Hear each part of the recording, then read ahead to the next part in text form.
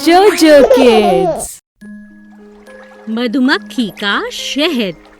नदी के किनारे बड़ा सा एक पेड़ था जिस पर मधुमक्खियों का बड़ा सा छत्ता था जिसमें बहुत सारा शहद था। सभी जल में रहने वाले जीवों को इंतजार रहता कि कब ये छत्ता टूटे और सबको शहद खाने को मिल जाए। एक दिन नदी के मगरमच्छ ने मधुमक्खी से कहा, कैसी हो मधुमक्खी रानी, आपने बड़ी मेहनत की है। आपका छत्ता तो दिन प्रतिदिन बड़ा होता जा रहा है। इतना शहद किस काम का? तुम भी सारा दिन मेरे छत्ते की तरफ देखकर क्या कर लोगे? तुम्हें कुछ मिलने वाला नहीं। मधुमक्खी ने मगरमच्छ की बेइज्जती की। मगर ने बदला लेने की भावना से एक दिन मौका पाकर पेड़ पर चढ़ना चाहा और अपने दोस्त बंदर को भी बहला फुसलाकर मधुमक्खियों के खिलाफ कर दिया। दोस्त, जैसा मैं कहता हूँ करते जाओ, बहुत सारा शहद खाने को मिलेगा। ठीक है दोस्त, जैसा तुम कहोगे मैं वैसा ही करूँगा। मगर ने पेड़ पर चढ़ना शुरू किया और मधुमक्खियों को डराने के लिए बंदर से कहा, जाओ मंदिर से जलती हुई लकड़ी लेकर आओ और पेड़ को आग लगा दो। बंदर जल्दी से जलती हुई लकड़ियां लेकर आया। तब बंदर ने देखा कि उसे आने में जरा सी देर हो गई और मधुमक्खियों ने मगरमच्छ पर हमला कर दिया है। तुम्हारी इतनी हिम्मत, हमारे छत्ते को तोड़ना चाहते हो, इस पेड़ को जला देना चाहते हो? तुम बहुत दुष्ट हो, हम तुम्हें नहीं छोड़ेंगे। बंदर इतनी सारी मधुमक्खियों को एक साथ देखकर दुम दबाकर भागा और लकड़ी भी पानी में फेंक दी। मगर को उसके लालच की सजा मिल गई। जादुई नदी। एक गांव में एक छोटी सी नदी थी। दूर दूर से लोग उस नदी की पूजा करने आते थे।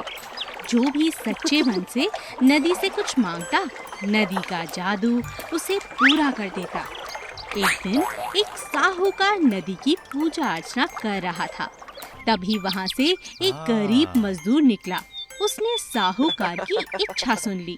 हे नदी, अपनी कृपा मुझ पर बनाए रखना। मेरा काम दिन प्रतिदिन बढ़ता जाए, मुझे पैसे की कोई कमी ना हो। क्यों ना मैं भी नदी की पूजा अर्चना करूं? हो सकता है मेरी भी गरीबी दूर हो जाए। कुछ दिन तक मजदूर ने पैसे इकट्ठे किए और पूजा का सामान खरीदकर नदी के किनारे पहुंचा। उसने देखा नदी का पूरा पानी सूख चुका था। हे भगवान, मेरी तो किस्मत ही खराब है। जब तक इस नदी में पानी था मैं इसकी पूजा नहीं कर पाया, और आज जब मैं पूजा करने आया हूँ तो नदी में पानी ही कम पड़ गया है। हे प्रभु, मेरी मदद करो। मुझे अपनी जवान लड़की की शादी करानी है। मेरे पास बिल्कुल पैसे नहीं है। निराश होकर मजदूर वहीं बैठा बैठा रोने लगा। रोते रोते मजदूर की आंखों के आंसू नदी में जा गिरे, क्योंकि वह मजदूर बहुत अच्छे और सच्चे मन का था। नदी में फिर से पानी भर गया। यह सब देख मजदूर हैरान रह गया। अरे, यह कैसे हो सकता है? ये कैसा जादू है? अभी अभी तो इस नदी में जरा भी पानी नहीं था, इतना पानी कैसे आ गया?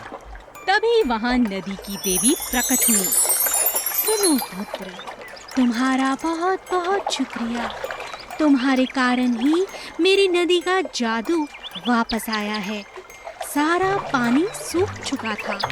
यह जादू कभी वापस नहीं आता जब तक किसी सच्चे मनुष्य के आंसू इस बची हुई नदी में ना पड़ते। तुम्हारी सारी इच्छाएं पूरी हो जाएंगी और बहुत जल्द तुम्हारी बेटी की शादी धूमधाम से होगी। इतना कहकर देवी नदी में समा गई।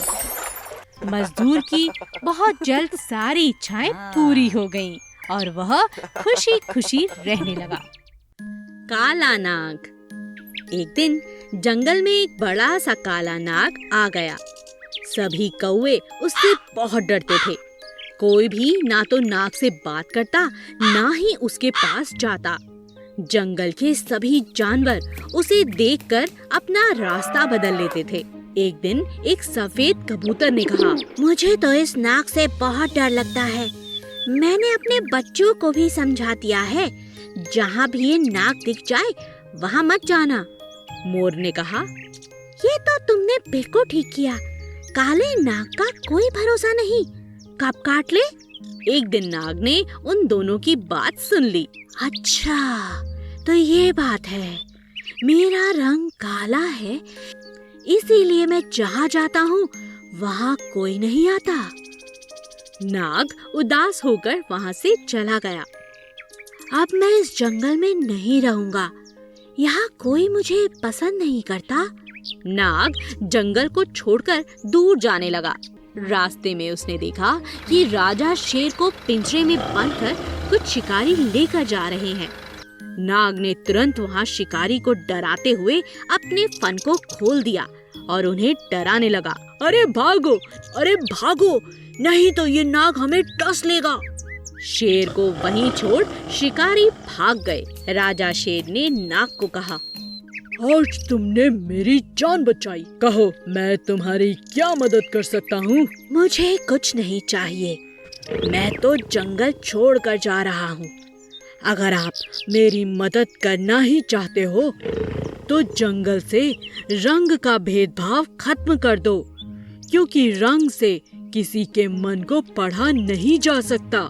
मैं समझ गया, तुम्हारे साथ बहुत गलत हुआ है, तुम कहीं नहीं जाओगे। राजा शेर ने नाग को इनाम दिया और उसकी सबके सामने तारीफ की, और फिर सभी ने अपनी गलती मानी और नाग के साथ दोस्ती कर ली। और इस तरह बिना रंग भेद के पूरे जंगल में सिर्फ खुशियां ही खुशियां थीं। होशियार मेंढक। एक दिन मछली ने देखा कि उसका छोटा सा दोस्त मेंढक बड़ी मुश्किल से चल रहा है। उसने मेंढक को अपने पास बुलाया। इधर आओ, क्या हुआ? तुम इतने धीरे धीरे क्यों चल रहे हो? और ये चोट कैसी? तुम्हारा पूरा पैर तो घायल है। हाँ, क्या करूं? मुझे पैर में बहुत दर्द है, चल भी नहीं पा रहा। और ये चोट भी मुझे नहीं याद कब लगी। बस इतना याद है कि चलते चलते शायद कुछ कांटे जैसा मेरे पैर में चुभ गया था। जरूर कांटा ही होगा। तुम जल्दी से जल्दी वैद्य के पास जाओ, अपना इलाज करवाओ, नहीं तो बहुत मुश्किल होगी। मेंढक ने मछली की बात मान ली और जंगल के वैद्य कौवे के पास पहुंचा। वैद्य ने मेंढक को देखा और सोचा, आज ये मेंढक अपना इलाज करवाने आया है। इसकी दोस्त मछली है ना, क्यों ना आज उसी का शिकार बैठे बैठे कर लूं। वैद्य ने कहा, ये तो सच में बहुत गहरा है, इसे ठीक करने के लिए एक मछली की जरूरत है। वैद्य के मन में लालच था, वह मछली खुद खाना चाहता था। तो उसने मेंढक से कहा, अगर तुम ठीक होना चाहते हो तो एक मछली पकड़ कर लाओ, उसके चूने से ही ये घाव ठीक होगा। मेंढक बहुत समझदार था। उसने कहा, ठीक है, लेकिन इसके लिए मछली को यहाँ लाने की जरूरत नहीं। मैं ही वहाँ जाकर मछली से कहता हूँ, मुझे छूकर ठीक कर दे। क्यों, ठीक है ना वैद्य जी? हाँ हाँ, बिल्कुल ठीक है। ये लो दवाई, उसके बाद लगा लेना, तुम बिल्कुल ठीक हो जाओगे। वैद्य की चालाकी नहीं चली, क्योंकि मेंढक बहुत समझदार था। तो इस तरह समझदार मेंढक ने अपनी और अपनी दोस्त मछली की जान बचा ली। लालची मगरमच्छ। नदी में एक बहुत बड़ा मगरमच्छ रहता था, जो बहुत लालची था। वह हमेशा छोटे छोटे जानवरों को अपनी बातों में लगाकर नदी के किनारे बुलाता और फिर उन्हें पकड़कर खा लेता। एक दिन एक हिरन नदी में पानी पीने आया। हिरन बहुत सुंदर था। उसे देखकर मगरमच्छ ने सोचा, वाह, रोज रोज छोटे जीव खाकर मेरा पेट नहीं भरता। आज इस हिरन को अपना भोजन बनाता हूँ। यह सोचते हुए वह धीरे धीरे हिरन के पास पहुँचा। हिरन मगर को देखते ही डर गया और पीछे हट गया। अरे अरे डरो मत, मैं शाकाहारी हूँ। तुमसे मिलकर बहुत खुशी हुई। जंगल में बहुत समय हो गया, कोई हिरन नहीं दिखा था। तुम कैसे हो? तुम जब चाहो यहाँ पानी पीने आ सकते हो। हिरन बहुत खुश हो गया और वह हर रोज अपने मित्र मगरमच्छ से मिलने आने लगा। कभी वह उसके लिए फल लाता तो कभी सब्जियाँ। ये लो दोस्त, मैं तुम्हारे लिए कुछ फल लाया हूँ, इन्हें खा लो। मैं जानता हूँ तुम शाकाहारी हो, इसीलिए तुम्हारे लिए मैं फल लाता हूँ। बहुत बहुत शुक्रिया दोस्त, तुम मेरे पक्के दोस्त हो। एक दिन हिरन अपने दोस्त के लिए कुछ फल लेकर जा रहा था। तभी उसे रास्ते में एक बिल्ली मिली। अरे हिरन, तुम रोज रोज ये फल लेकर कहाँ जाते हो? आखिर कौन है जो इतने फल खाता है? मेरा दोस्त मगर, वो शाकाहारी है ना? क्या कह रहे हो? वो जो पानी में रहता है, बड़ा वाला?